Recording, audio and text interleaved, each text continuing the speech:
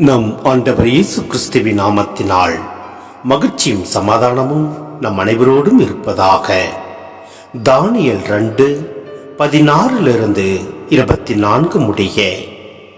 உடனே தானியேல் அரசனிடம் போய் கனவின் உட்பொருளை அவனுக்கு விளக்கி கூற தமக்கு சில காலக்கெடு தருமாறு கேட்டுக்கொண்டார்.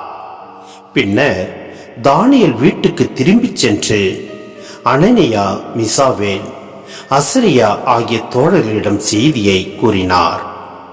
பாபிலோனிய ஞானிகளோடு அவரும் அவருடைய தோழர்களும் கொல்லப்படாதிருக்க விண்ணக கடவுள் கருணை கூர்ந்து அம்மறைப்பொருளை வெளிப்படுத்தி அருள வேண்டும் என்று அவரை மன்றாடுமாறு அவரிடம் சொன்னார். அவ்வாறே அன்றிரவும் கண்ட காட்சி ஒன்றில் தானியேலுக்கு அம்மறைப்பொருளை வெளிப்படுத்தப்பட்டது. அப்பொழுது தானியேல் விண்ணக கடவுளை வாழ்த்தி போற்றினார். அவர் கூறியது, கடவுளின் திருப்பெயர் என்றென்றும் வாழ்த்தப்படுவதாக. ஏனெனில் ஞானமும் வல்லமையும் அவருக்கே உரியன. காலங்களையும் பருவங்களையும் மாற்றுபவர் அவரே. அரசர்களை விலக்கி மாற்று அரசர்களை நிலைப்படுத்துபவரும் அவரே.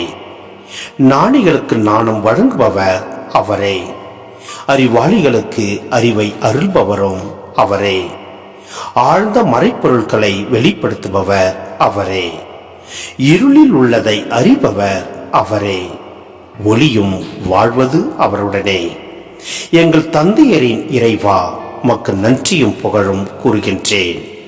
ஏனெனில் எனக்கு ஞானமும் ஆற்றலும் தந்தவர் நீரே. நாங்கள் உம்மிடம் கேட்டதை இப்பொழுது எனக்கு தெரியப்படுத்தியவர் நீரே. அரசனது காரியத்தை எங்களுக்கு அறிவித்தவரும் நீரே. பின்பு தானியேல் பாபிலோனிய ஞானிகளை அழிப்பதற்கு அரசனால்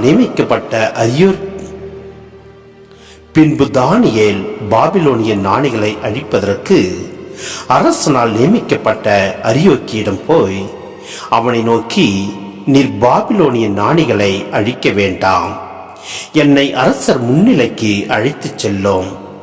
நான் அரசரது கனவில் உட்பொருளை விளக்கி கூறுவேன் என்றார். சிந்தனை. தானியேலுக்கு ஓர் இக்கட்டான சூழ்நிலை ஏற்பட்டது. அவருடைய உயிரை பறிபோகும் சூழ்நிலை ஏற்பட்ட போதும் அவர் பின்வாங்கவில்லை. அரசர் விரும்பியதெல்லாம் கடவுள் தமக்கு வெளிப்படுத்துவார் என தானியேல் நம்பினார். தம்முடைய கனவுகளுக்கு பொருள் தேடுவதற்கு கால அவகாசம் கிடைத்த பொழுது தானியேல் தம் 3 நண்பர்களை சந்தித்து ஜெபிக்குமாறு பணிந்தார். இது போன்று நெருக்கடியில் இருக்கும் பொழுது தமக்கு நெருக்கமானவர்களிடம் அஞ்சு ஓடிவிடக்கூடாது. அச்சம் நம்பிக்கையற்ற நிலையை வெளிப்படுத்துகின்றது. ஜபம் நம்பிக்கையை வெளிப்படுத்துகின்றது. இந்த நம்பிக்கையே தானியேலையும் அவருடைய நண்பர்களையும் பாபிலோன் ஞானிகளையும் விடுதலை செய்தது. அந்த நம்பிக்கையே நமக்கும் விடுதலை அளிக்கும்.